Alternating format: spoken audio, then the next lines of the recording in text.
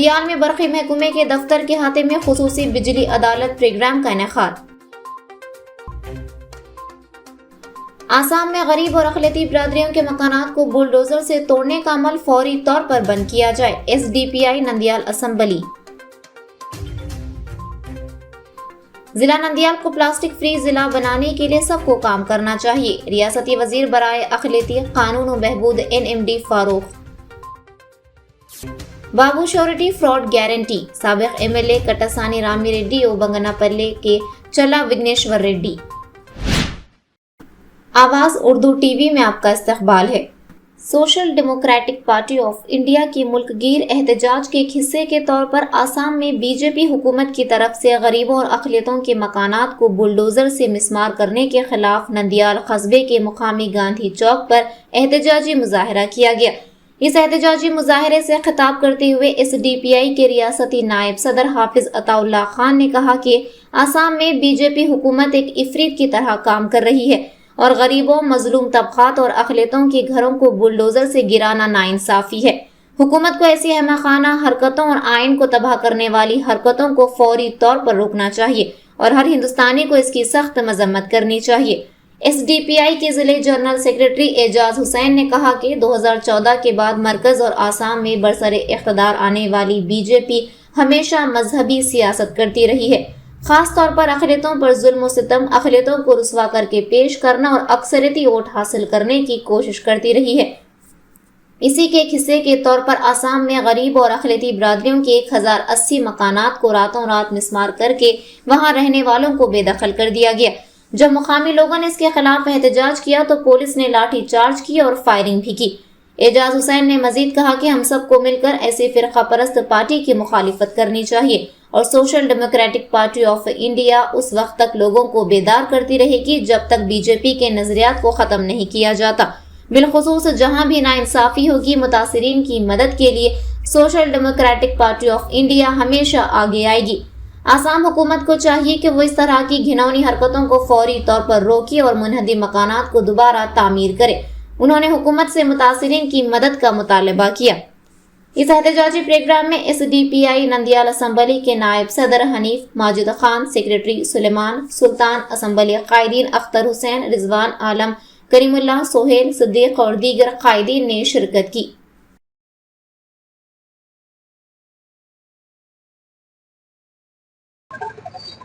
आज के हमारे इस प्रोटेस्ट के अंदर social democratic party of India की जानिब से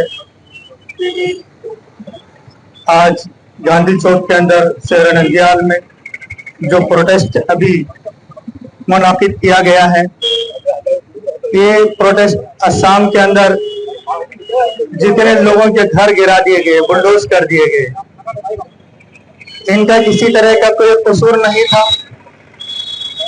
और ये लोग ऐसे हिंदुस्तान के नागरिक नहीं है बोल करके कोई सबूत भी नहीं था। लोगों के घर वहां उजाड़ दिए गए। तो इसको लेकर के social democratic party of India की जानिब से पूरे मुल्क भर में इंसाफ दिलाने के लिए, मजलूमों को इंसाफ दिलाने के लिए प्रोटेस्ट किए जा रहे हैं। अब तक बुलडोजर सियासत बहुत हो चुकी है। यूपी से शुरू हुआ, बिहार में हुआ, अब असम में है।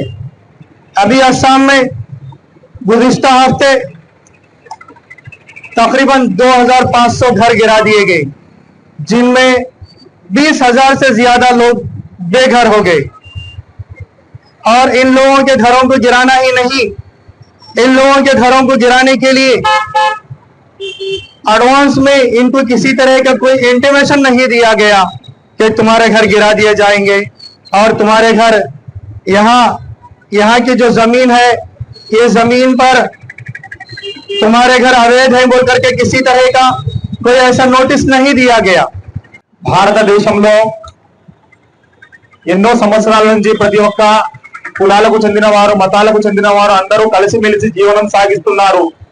కానీ ఎప్పుడైతే 2014లో ఈ ఫ్యాసిస్ట్ మతతత్వపు వాదులైన బీజేపీ గవర్నమెంట్ కేంద్రంలో అధికారంలో వచ్చిందో, ఆ రోజు నుండి కేవలం మన హిందూ సోదరుల ఓట్ల కోసం వాడుకుంటున్నారు. ఆ ఓటును ఎలా పొందాలంటే మైనార్టీల మీద దాడులు చేయండి, ముస్లింల మీద దాడులు చేయండి, క్రిస్టియన్ల మీద దాడులు చేయండి, కమ్యూనిస్టుల మీద దాడులు చేయండి, ఓట్లేమో వీళ్ళు అడగండి. ఇదే బీజేపీ గవర్నమెంట్ ఏదైతే నరేంద్ర మోదీ ఆ రోజు గుజరాత్ ముఖ్యమంత్రిగా ఉన్నారో గుజరాత్ మోడల్ అని చెప్పి ఓట్లు కనుక్కున్నారో దాని తర్వాత 2019 ఎలక్షన్లో ఒక మత ఎజెండా తీసుకొచ్చి మీరు ఓట్లు వేయకపోతే మేమందరం ప్రమాదంలో ఉంటామని చెప్పి ఒక అబద్ధపు మాటలు చెప్పి ఓట్లు పొంది ఈ రోజు కేవలం మైనార్టీలను కొడితే, మైనార్టీలను ఇబ్బంది గురి చేస్తే, మైనార్టీలను హింసిస్తే మాకు ఓట్లు వస్తాయనే మూర్ఖత్వపు ఆలోచనలో పోతున్నారు. దానిలో భాగమే అస్సాంలోని నిరుపేదలైన వేలాది మంది ఇంట్లో కూల్చడం చాలా దుర్మార్గమైన చర్య. ఇటువంటి చర్యను ఏ ఒక్క భారతీయుడు సమర్థించాడు. అయ్యా వారు చేసిన తప్పేంటి? అక్కడ సంవత్సరాల నుంచి అక్కడ నివసిస్తున్నారు, సంవత్సరాల నుంచి అక్కడ జీవనం సాగిస్తున్నారు. వాళ్ళు ఎక్కడి నుంచి వచ్చారు మీరు అంటున్నారు. ఒకే ఎస్డిపి తరఫున ఒకటే ప్రశ్నిస్తున్నాము. భారతదేశంలోని పుట్టిన మరి భారతదేశంలో జీవించిన ప్రతి ఒక్కరూ భారతీయుడే. ఇక్కడ జీవించే హక్కు, ఇళ్లను నిర్మించే వారి స్థలంలో ఇళ్లను నిర్మించే హక్కు వారికి ఉంది.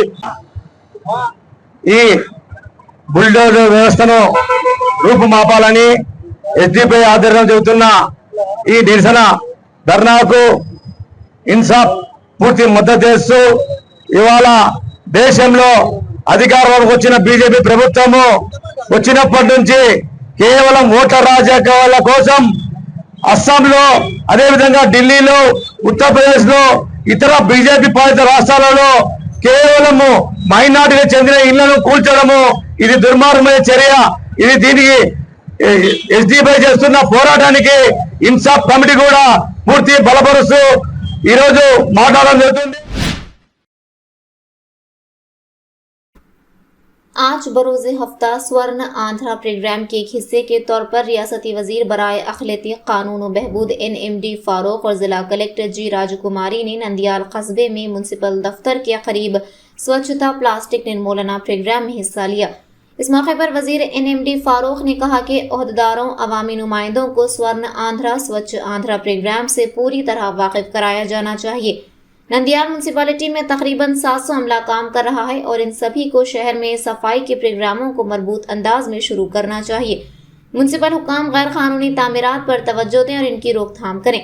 उन्होंने कहा कि वाइन शॉप्स और होटलों के करीब डिस्पोजेबल शीशे लगाए जा रहे हैं, जिससे वो इलाके गैर सेहतमंद हो रहे हैं और वो चाहते हैं कि पुलिस और म्यूनसिपल मशीनरी इस तरफ तवज्जो दे और मुनासिब कार्रवाई करे। उन्होंने कहा कि कस्बे में पौधे उगाना और हरियाली में इजाफा करना चाहिए और नालियों और सड़कों को वक्तन फवक्तन साफ रखना चाहिए। उन्होंने फूड इंस्पेक्टर्स और म्यूनसिपल अमला को हिदायत दी कि सड़कों पर गाड़ियां रखकर ट्रैफिक में खलल डालने और गाड़ियों पर बोसीदा खुराक फरोख्त करने पर कार्रवाई करें। बाद जिला कलेक्टर जी राजकुमारी ने अपनी मुखातिबत में कहा कि अगले साल जनवरी के पहले महीने से स्वर्ण आंध्रा स्वच्छ आंध्रा प्रोग्राम का इनेकाद किया जाएगा। ये प्रोग्राम गांव की सतह से लेकर जिले की सतह तक मनाया जा रहा है और सभी को इसमें हिस्सा लेना चाहिए और अपने इलाके को साफ सुथरा रखने के लिए काम करना चाहिए। रियासती हुकूमत की हिदायत के मुताबिक हर माह एक मुख्तलिफ तस्वुर के साथ एक प्रोग्राम शुरू किया जाएगा और लोगों को सफाई के तई बेदार किया जाएगा। प्लास्टिक कवर, डिस्पोजेबल शीशों से मुकम्मल तौर पर बचने के लिए सबको आगे आना चाहिए। अगर प्लास्टिक पर पाबंदी लगाई जाए तो पैदावार करने वालों के लिए जूट बैग और पेपर बैग जैसे मुतबादिल रोजगार के मौके पैदा किए जाएंगे ताकि उन्हें नुकसान ना पहुंचे और प्लास्टिक के इस्तेमाल से मुकम्मल परहेज किया जाए।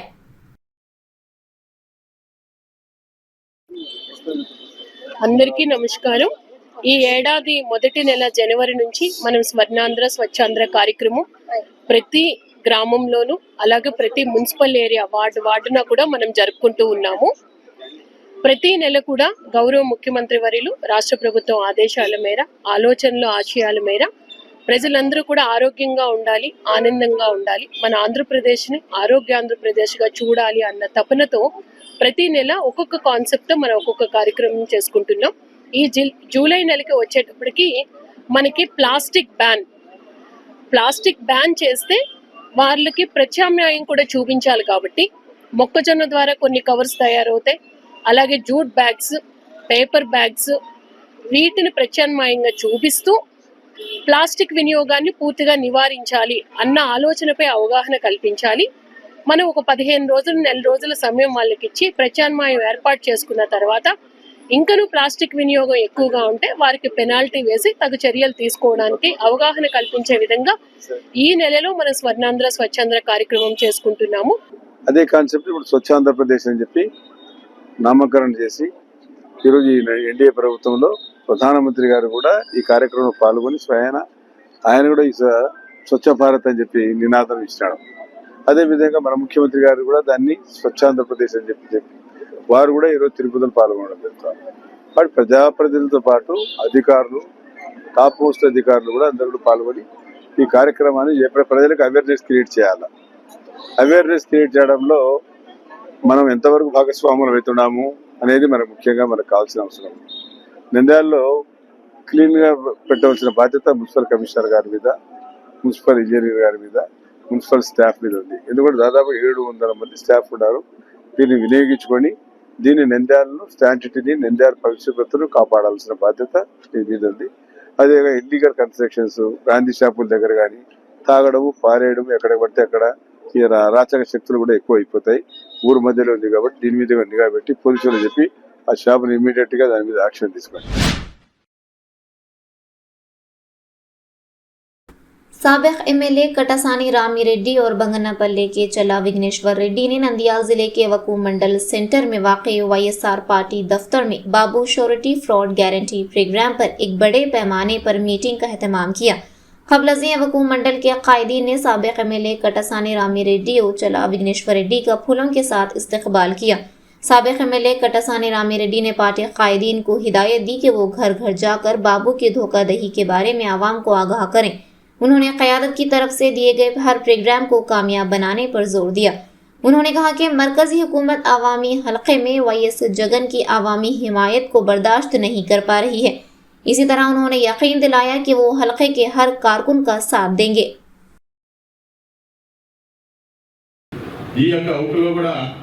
మన ఈ మధ్య చెన్నకేశ్వర స్వామి తిరునాళ్ళు జరిగింది. నేను కూడా దాదాపు 10 సంవత్సరాలు నేను ఎమ్మెల్యేగా ఉన్నా. ఏనాడు కూడా ఒక సాంప్రదాయబద్ధంగా ఎక్కడైతే గతంలో ఏ విధంగా సాంప్రదాయం ఉండేదో దాని ప్రకారంగానే ఈ యొక్క కార్యక్రమాలు రైతు సంఘాలు కానీ, గ్రామాల్లో ఉండే సంఘాలు కానీ ఎక్కడైనా కూడా సౌకర్యం కాదు, ఏ విలేజ్ అయినా కూడా మనము ఎంతవరకు అంటే పోలీసుకు ఏదైనా ఎవరైనా వచ్చి మా ఊళ్ళో ఈ విధంగా దేవాలు చేసుకుంటున్నామో లేకపోతే ఈ విధంగా తిరునాళ్ళు చేసుకుంటున్నాం అంటే పోలీసులు వెళ్ళి మీరు రక్షణ కలిపేయండి, అక్కడ ఎలాంటి గొడవలు లేకుండా ప్రశాంతమైన వాతావరణంలో అన్ని పార్టీలు కలిసి చేసుకోండి అని చెప్పినాం తప్ప ఫలాని ఏ రోజు కూడా మేము ఆ విషయాలు జోక్యం చేసుకోలేదు. మరి ఈరోజు ఎన్నడూ లేని విధంగా ఈ యొక్క అవుకులో గొడవలు లేకపోయినప్పటికీ గొడవలు సృష్టించి ఈరోజు మన చెల్లా కుటుంబ సభ్యులైనటువంటి చెల్లా విఘ్నేశ్వర రెడ్డి గారి మీద, వారి అనుచరుల మీద తప్పుడు కేసులు పెట్టించి దాదాపు 5-6 మందిని వాళ్ళని తీసుకొని పోయి అసలు ఆ సీన్లోనే లేరు, ఆ రోజు అక్కడ లేరు, సీసీ కెమెరాలో ఎక్కడో ఉన్నట్టుగా కనపడతా ఉంది. అటువంటి వాళ్ళని తీసుకుని పోయి వాళ్ళు ఇష్టం వచ్చినట్టుగా పోలీసులు కుట్టి వాళ్ళని వేధించి మళ్ళీ కోర్టుకు పంపించి రిమాండ్కి ఆల్రెడీ సబ్ జైల్లో కూడా వాళ్ళు ఏమీ తెలియని అమాయకం. అసలు ఆ గొడవే జరగలేదు. లేని గొడవను సృష్టించి లేని కేసులు పెట్టి సబ్ జైలుకి పంపడం జరిగింది. మరి అదేవిధంగా విఘ్నేశ్వర రెడ్డి గారి మీద కూడా దీనాచరణ, అటెంటివ్ మర్డరు, అదేవిధంగా SC/ST కేసు కూడా పెట్టడం జరిగింది. మరి ఆ తర్వాత గౌరవ హైకోర్టు వారు కూడా బెయిల్ ఇవ్వడం జరిగింది. ఏదేమైనప్పటికీ కూడా చిన్న గాయం కూడా లేదు, అక్కడ గొడవే లేదు. గొడవ లేకుండా ఏ విధంగా కేసులు పెడతా ఉన్నారో మీరు ఒకసారి అర్థం చేసుకోవాల్సిందిగా కోరుతా ఉన్నారు. అదేవిధంగా ఇక్కడ ఈ యొక్క ఔక్యగా ఈ నియోజకవర్గమే కాదు, ఈ రాష్ట్రంలో ఎక్కడ చూసినా కూడా తప్పుడు సాంప్రదాయం, ఈ విధంగా లేని సాంప్రదాయాలు, ఎందుకంటే గతంలో ఎప్పుడూ లేని విధంగా ఒక రెడ్ బుక్ అని చెప్పి ఒక రాజ్యాంగం మేము ఏర్పాటు చేసుకున్నాం. ఈ రాజ్యాంగం ప్రకారం ఈ రెడ్ బుక్కే మాకు అమలు అవుతుంది, మా రాజ్యాంగం అమలు అవుతుంది. బాబాసాహెబ్ అంబేద్కర్ రచించినటువంటి రాజ్యాంగం అవసరం లేదు అనే విధంగా ఈరోజు ఈ యొక్క రెడ్ బుక్ రాజ్యాంగాన్ని అమలు చేస్తూ ఉన్నారు. జగన్మోహన్ రెడ్డి గారు కూడా మరి అన్ని విషయాలు కూడా నేను ఈ మధ్య కలిసినప్పుడు కూడా చెప్పడం జరిగింది. ఈ నియోజకవర్గంలో జరుగుతున్నటువంటి అరాచకాల గురించి, అన్యాయాల గురించి, దోపిడీ గురించి అన్నీ కూడా చెప్పడం జరిగింది. జగన్మోహన్ రెడ్డి గారు కూడా ఒకటే చెప్పినారు.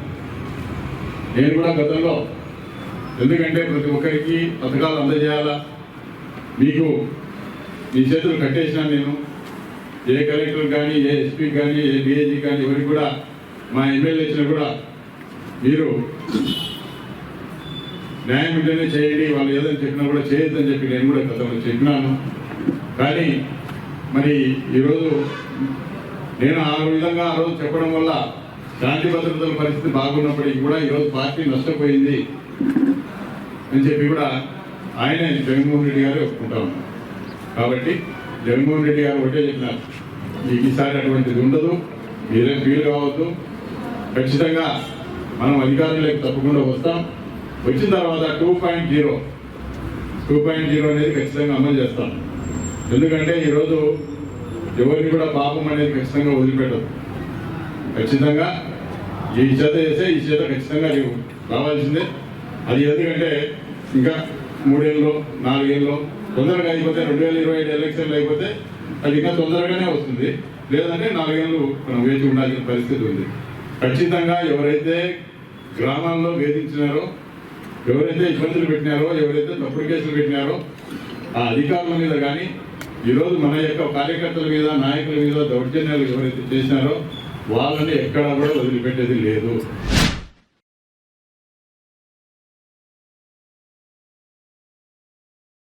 नंदियाल में बरक़ी महकमे के दफ्तर के अहाते में हफ्ते को एक खुसूसी बिजली अदालत का प्रोग्राम मुनाकिद हुआ। इस प्रोग्राम में बिजली सारिफिन के मसाइल हल करने वाले फोरम के चेयरमैन रिटायर्ड जज श्रीनिवास अंजनिया मूर्ति, मालती रुकने मधु कुमार, आज़ाद अराकीन विजय लक्ष्मी, जिला बरक़ी महकमे के SE सुधाकर कुमार, EE श्रीनिवासलू ने शिरकत की।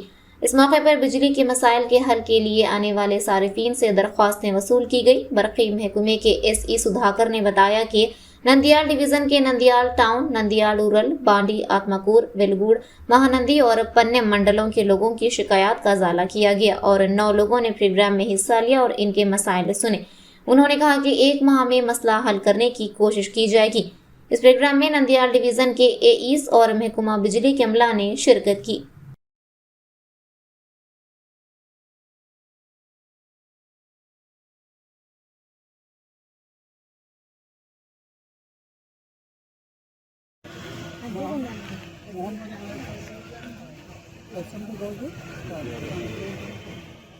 మా ఆధార్ కార్డు మా అత్త ఆధార్ కార్డు నెంబర్ చూపిస్తాను. ఆధార్ నెంబర్ బోర్డు కనెక్షన్ మాత్రం ఆమె పెట్టుకొని బోర్లు 3 మూలు ఆమె వాడేసుకుంటుంది. నేను వేరే వాళ్ళ బోర్డుతో నేను ఆమె గొడవ జరుగుతుంది. మా తమ్ముడు అలా అంటే చేతులని అంటే పెట్టలేదు, వేరే వాళ్ళతో బాడీ పెట్టుకొని। मजीद इसी तरह के खबरों को जानने के लिए आप देखते रहिए आवाज़ उर्दू TV चैनल।